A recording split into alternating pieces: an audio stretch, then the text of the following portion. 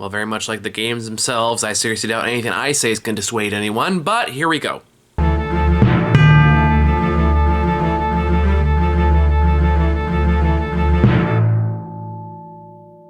Alright, hey guys, I'm back with another batch of reviews. Thank you for your patience. I'm still seeing movies every week. It's just harder to find time to sit down and actually record them. There's been a lot going on. Thankfully, things are slowly starting to wind down, but you don't care about that. Let's just get right to the business.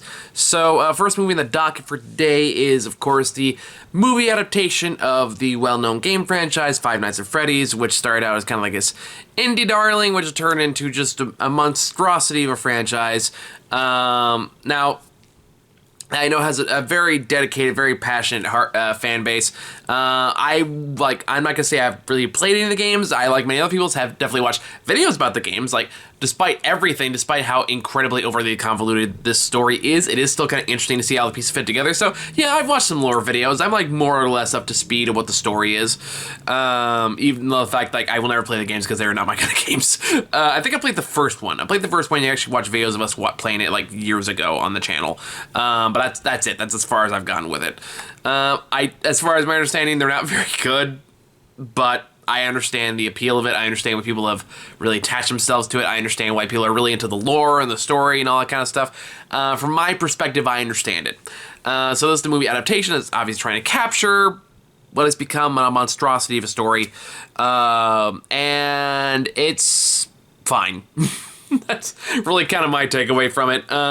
It's not, I'm not gonna say it's good, from like technical standpoint, from a story standpoint, from a film standpoint. I think it's just aggressively mediocre at best. That being said, I understand to a certain degree why like a lot of people that are really into these games really like this movie, because it does feel like it is tailoring itself very much to that crowd, and that's fine. There's nothing wrong with that as far as I'm concerned. Because I think I wrote a tweet thread about this when we first came out that made a very good point, which is like, yeah, for like older people like us, we had Nightmare Before Elm Street or Friday the 13th or like all these other horror movies that have been kind of like piggybacked onto us over the years, and we've kind of adapted onto our own. But this franchise is kind of the first one of the current generation that they've kind of latched on. They discovered themselves, they latched onto themselves, and they really took upon themselves to kind of build this community around it. So this movie feels like it's very much for that crowd, and I more or less agree. And I think by that standard, the people who like are into the story, or really into the lore, or really into this franchise, yeah, are gonna walk away with this movie pretty happy. And from what I've seen, that is very much the case. For everyone else, though, I don't probably not. I know the girl I watched those. I watched my partner, and the woman next to us was just really digging into this movie. Like what's the word I'm looking for? Phrase I'm looking for. Just really getting into it, really having big reactions to all the big reveals, the scares, and all that stuff. I was not really fazed by it, but I enjoyed her reaction, because it does kind of give me an interesting outsider's perspective. Like, okay, this is kind of who this movie is for. So that kind of helps me keep things in perspective, and I feel like you need to do something like this. So for those who don't know what this is, or if you're not confused by it, before I get really too into the nitty-gritty, let me just briefly go over what the story is. So this movie stars a character named Michael, who is a very bad security guard over the mall, who gets fired, and he has to take care of his younger sister, who has these imaginary friends who she draws a lot. It's been a few weeks since I've seen the movie, so bear with me if I'm missing some gaps. And he's kind of desperate to take care of her, and he doesn't really want to take care of her. He feels like it's kind of thrust upon him after their parents died. And his aunt, who seems like an incredibly abusive piece of work, who is just kind of weirdly vindictive and wants the daughter for reasons, but whatever, is really going after him and trying to regain custody of the daughter. So, of the sister, sorry. And way to try to avoid that, Mike goes to a unemployment center where he meets this one guy, this character played Matthew Lillard, Shaggy. It's played by Shaggy, who is a good choice for this character. And I don't think it's too much of a spoiler to say what the reveal with him is later on. I think it's pretty obvious, even just from the setup. But I digress. Who basically says, like, all right, well, your job history kind of sucks. You've been fired from a lot of jobs, so your only option is to work at this night guard position at this abandoned pizza place called Five Nights, Freddy's Fazbear's Pizza. So he starts working there, and he quickly realizes that the place is pretty much haunted by the ghosts of several children who possess these animatronics who are actually pretty well made. because they were made by the Muppet people. Hansen. Is it Hansen? No. Fuck. Who made the Muppet? It's like... Hold on. I know this, and I'm going to kick myself the minute I see his name. Jim Henson. Made by the Henson people, which is why they actually look pretty good. And as far as like video game from game to film adaptations go, it's actually like, it's pretty one-to-one. It's actually pretty impressive. It's hard to take them seriously sometimes. I don't think they translate ultra well, but at least they look the part. So Mike, in the meantime, is also trying to figure out the disappearance of his own brother when he was a kid, who was taken away under mysterious circumstances, and he's been trying to retrace, kind of figure out what happened through his dreams, because apparently he has very vivid memory dreams, so he's using pills to facilitate that, and as he dreams more and more, he starts running to these ghostly children who interfere with his dreams, and wacky shenanigans happen from there. So that's the broad strokes before I really get into spoilers of this. But I was thinking about this movie earlier today, and you know what it reminds me of? And this is going to be a deep pull. A lot of people are going to forget this movie even existed. It reminds me of Warcraft. Which many of you probably don't remember. It came out years ago.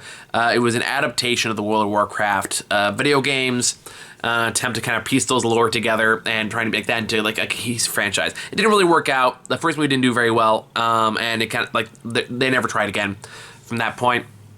I remember we did a review from years ago.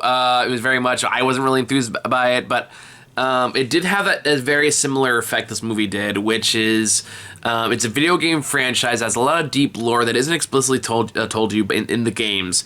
And the people that are familiar with that lore who watch the movie are really into it. The people who have no idea what the fuck's going on absolutely did not like it at all. That being said, by the people who do like it, and are interested in the lore, and they do get something out of it, I think that's perfectly fine. There is room for that. It just doesn't really lead to franchise. Although this one definitely be a franchise, because the movie made oodles and oodles of money and is already guaranteed for like at least 3 films. I think it's been expanded to 7, but I could be wrong. But it has a very similar kind of framework where it's like, okay, well, for like the casuals, for lack of a better term, aren't really going to dig this movie, but I can see people, like fans of the video games, really latching on to this, and as far as I can tell, they have. And you know what? Younger kids need their own horror franchise to latch on to, and I don't think that's a bad thing to have, and I'm glad they have something they can enjoy, and I'm glad they have something they can latch on to, and really just have fun with it. These things are supposed to be fun at the end of the day. Now, all that being said, as far as the film goes itself, the suits look pretty good. The scares aren't really that scary to me. It is very much a PG-13, and it does mean that I feel like a lot of the harder edges the movie and the franchise as a whole wants to go can't really do that because it wants to keep PG-13 rating, because it wants to still appeal to its largest demographic, which is like, younger people in their early teenage years. But as a result, it means a lot of the scares that happen don't really work all that well. And when the animatronics do actually attack, it looks pretty cheesy. There is some kind of wonky writing with the sister and the animatronics, because the animatronics really take a liking to the little sister, because, spoiler alert, the animatronics are actually the children's of the, are carrying the bodies of the children, and they're still kids, so they latch on to kid behavior.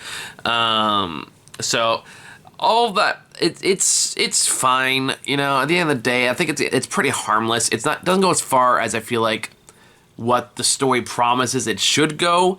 But I think it's perfectly serviceable as is. I don't think there's anything inherently wrong with it. And I think it appeals to people who it should.